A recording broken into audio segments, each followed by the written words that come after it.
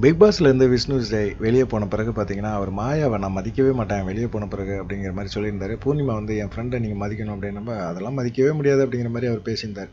இந்த விஷயம் வந்து வைரல் ஆயிருந்துச்சு. அப்புறமா பார்த்தீங்கன்னா, வெளியே போன பிறகு அவர் அப்படிதான் நடந்துக்கிறாரு.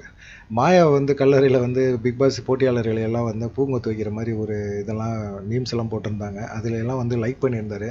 அத தாண்டி பார்த்தீங்கன்னா, வடிவேலு காமெடி இருக்கும்ல, இந்த கைக்குள்ள கப்பு வாங்கிட்டு வருவாரே, அது மாரி இந்த எந்த கடையில கப்பு வாங்குனீங்க? அப்படிங்கிற மாரியெல்லாம் கேள்விய மாயா வச்சு கேட்குற அந்த கமெண்ட்ல எல்லாம் பார்த்தீங்கன்னா, விஷ்ணு வந்து போயி லைக் பண்ணி வச்சிருக்கிறாரு. இது மாயாவுக்கு பயங்கர டென்ஷன் ஆக்கிருச்சு. இப்போ என் ஃப்ரெண்ட வந்து ஏமாத்திட்டான்ல, அவன் அப்படிதான் பண்ணுவான். கர்மா வச்சு செய்யுது அப்படின்னு. பிரதீப்புக்கு நீங்க செஞ்ச கர்மா தான் உங்கள இப்போ வச்சு செய்யுது அப்படிங்கிற மாரி இப்போ ஒரு கமெண்ட் பண்ணிக்கிட்டு இருக்காங்க.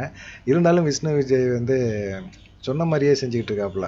இந்த மாரி தான் நடக்கும். மாயா கூட பேச்சு வச்சுக்க மாட்டேன் அப்படின்னு சொன்ன மாரியே மாயா கூட வந்து பேச்சு வச்சுக்கல. மாயாவுக்கு எதிரா தான் கமெண்ட் போட்டுக்கிட்டு இருக்காப்புல. இதுதான் வந்து சமூக வலைதளங்கள்ல இப்போ வைரல் ஆயிட்டு இருக்கு.